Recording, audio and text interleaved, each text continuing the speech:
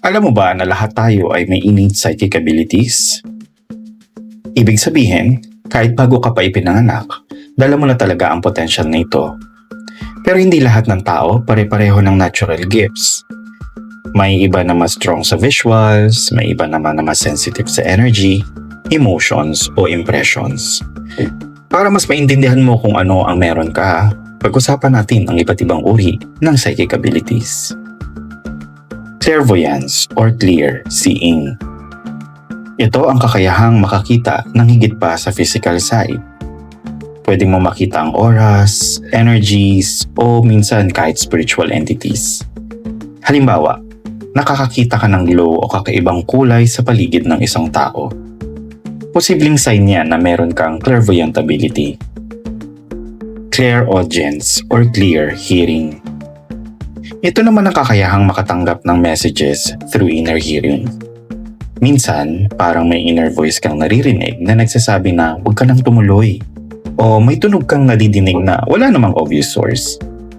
Clairsentience or clear feeling. Ito ang kakayahang makaramdam ng energy, emotion, o spiritual presence mula sa isang tao, lugar o bagay. Madalas itong tinatawag na gut feeling. Halimbawa, nakakaramdam ka ng heaviness or uneasiness sa isang tao and later on, tama pala yung kutob mo.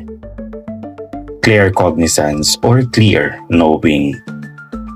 Claircognizance ay ang kakayahang magkaroon ng inner knowing o biglaang kaalaman kahit walang malinaw na pinagmulan. Para bang kusa kang may alam kung tama o mali ang isang bagay kahit walang nagsabi o ebidensya. Clairalience or clear smelling.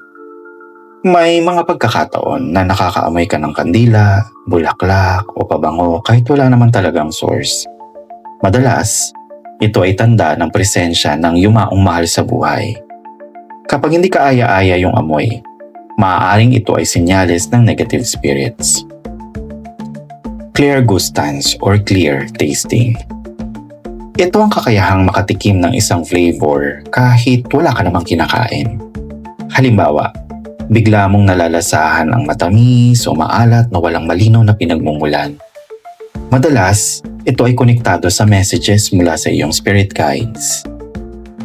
Tandaan, hindi mo kailangan taglayin lahat ng abilities na to para masabing psychically active ka. Ang mahalaga ay matutunan mong i-develop ang natural gift na meron ka. Sa gantong paraan, mas makikilala mo ang sarili mo, makakagawa ng mas aligned na decisions, at makakatulong ka rin sa iba. Kung gusto mong gisingin at i-develop ang psychic abilities mo, pwede kang mag-enroll sa lesson ko na Unlocking Your Psychic Potential. Sa course na ito, tuturuan kita ng practical techniques, guided exercises, at protection methods para mas maging confident at safe ka habang ginagamit ang iyong spiritual gifts.